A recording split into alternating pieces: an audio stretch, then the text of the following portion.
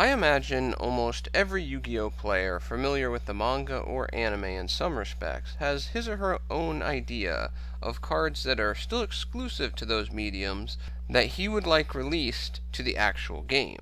This list comprises 15 cards that I feel would make a meaningful impact on the current game without being too overpowered.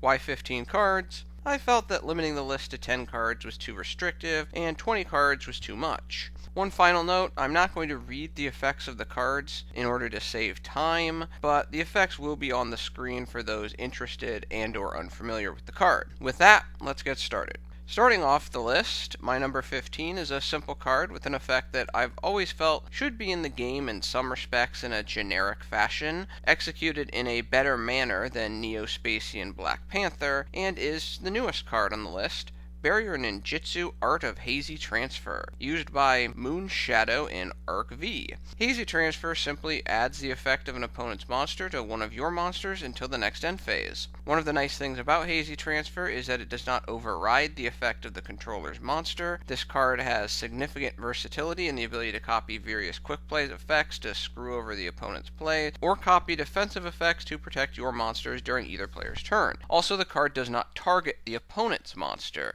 i.e. the monster that's getting its effect copied, so the effect of any monster that's affected by trap card effects can be borrowed for the turn. The obvious drawback of this card, though, is it is reliant on what the opponent does to maximize its value, and it's a trap. However, I believe this card would definitely find its way into various decks. The fact that number 14 is an equip spell may cause some eye rolls, but I think some players would definitely find a place for Emperor's Armor, used by Yuma and Zexal in their decks. Emperor's Armor seems like a nice alternative to Moon Mirror Shield, in that it effectively allows a weaker monster to remove 2 high attack power monsters from the field via battle, in addition to significantly increasing its own attack power for the duration of its face-up presence on the field. Whereas Moon Mirror Shield is more of a control equip, Emperor's Armor is more of an aggressive equip to support weaker monsters with interesting effects. Overall, this game really does not have enough good equip spells, despite all of the equip spells that exist, so I think Emperor's Armor would be a nice quality addition. My number 13 card is a unique card that is certainly not for everyone.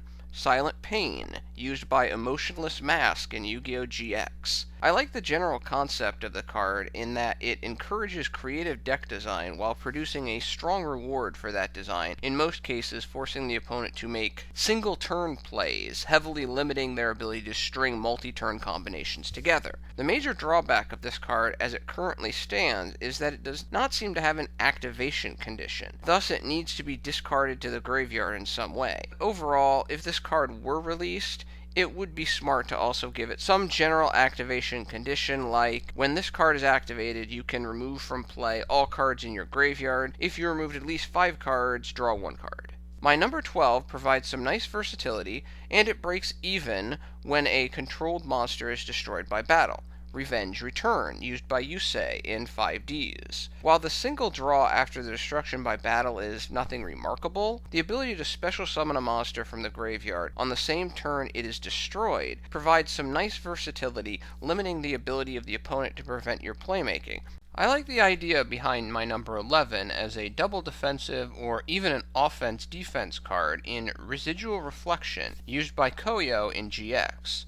Residual banishes 2 monsters from either player's graveyard to negate all damage during that current turn. As a quick play spell, Residual can remove monsters from your opponent's graveyard to prevent him or her from producing graveyard-based advantage, as well as protecting your life points for a given turn. It can also activate the controller's own effect, like Shiranui monsters, producing advantage and interruption, while also protecting life points. I see Residual being a solid side deck card for a number of decks. My number 10 is an interesting side deck card that can change the course of a duel in a single activation, Infernal Transaction, used by Chaz in GX. Transaction is simple, summons a 2000 attacker or more from your opponent's graveyard to his field to grab any spell card in your graveyard and add it to your hand. Overall, the card definitely has its advantages and disadvantages. The ability to quickly retrieve a spell from the graveyard without having to flip a monster or wait until the next turn to activate it is definitely appealing. However, if the opponent does not have a 2000 or higher attack point monster in the graveyard, then this card is worthless, and you obviously have to be careful about what monster you give your opponent.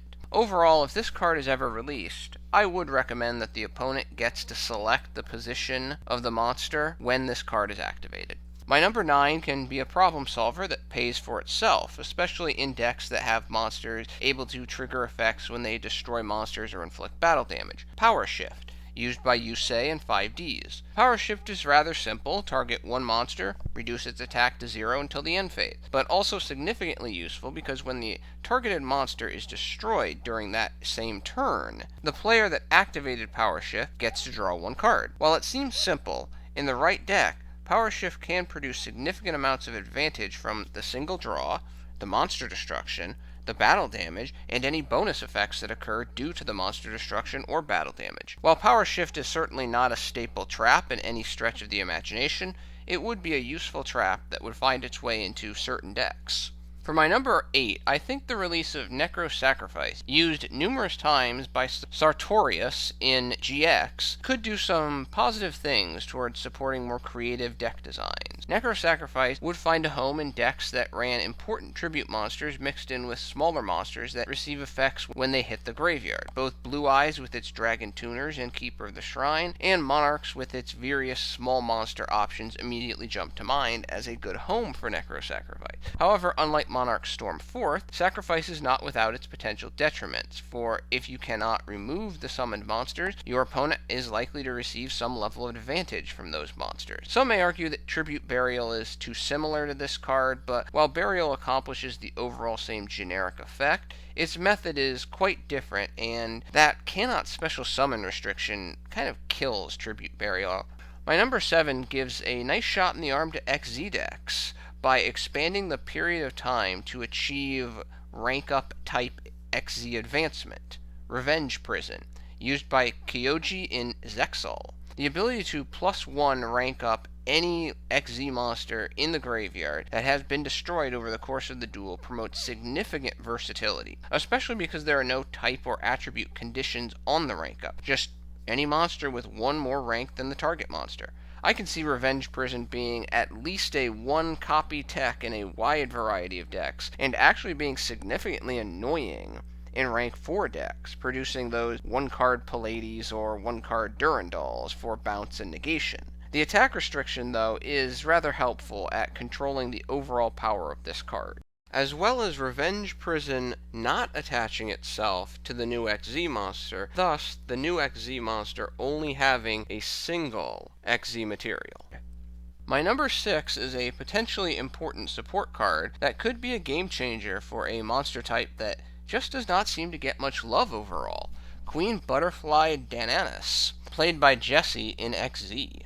Obviously, summoning from the deck would have been better, but the ability to summon 3 level 4 or lower insect monsters from the graveyard with no restrictions on their effects, while retaining this monster on the field as well for synchro, future XZ plays, or even a simple defense wall due to it retaining its 1900 defense after using its effect, opens up numerous deck design and combo options for various insect decks, including both digital bugs and insectors. The fact that its effect is quick play makes it all the better. This card combined with a card like Call of the Haunted can be rather nasty for the opponent. Also, the high level standing is not that big of a deal thanks to the effect of Resonance Insect. If this card were released, I believe insect players would do nothing but applaud. My number 5 takes a different approach to reacting to the destruction of a controlled monster by battle, by making the opponent think twice about attacking with a monster that lacks an Armades-like effect. Revenge Sacrifice, used by Crump in the original anime. Revenge Sacrifice is a nasty card, producing a quasi +1 by tributing the opponent's monster that just destroyed the activating player's monster as a result of battle. The fact that this card does not destroy allows it to bypass numerous defense mechanisms and other protections. After tributing the monster responsible for the destruction, the activating player gets to special summon any appropriate monster from the hand. I would not be surprised if this card turned out to be a staple in a wide variety of decks. My number 4 is one that does require a specific type of deck and some setup, but it seems to be an amazing combo card, Galaxy Journey, not surprisingly used by Kaido in Zexal. This card is almost ridiculous in a sense in the potential combinations it can produce, and could find a spot in a number of decks, especially Cosmos. With no once-per-turn condition on this card, the simple versatility and combo potential is just asking for it to be abused. However, its effect is specific enough that a fair amount of the time it will be a dead card in hand, making it good, but not broken. For my number 3, I muse the question: if fusion summoning has instant fusion, why not give synchro summoning a card used by the king himself, Jack Atlas, in 5Ds? Instant Tune. Instant Tune is basically a level 1 tuner that can be special summoned at any time for no cost. Definitely a quality card that would significantly assist synchro heavy decks. Heck, in fact, this card could see play in basically almost any number of meta decks that have a few extra deck spaces to spit out some high quality synchro monsters.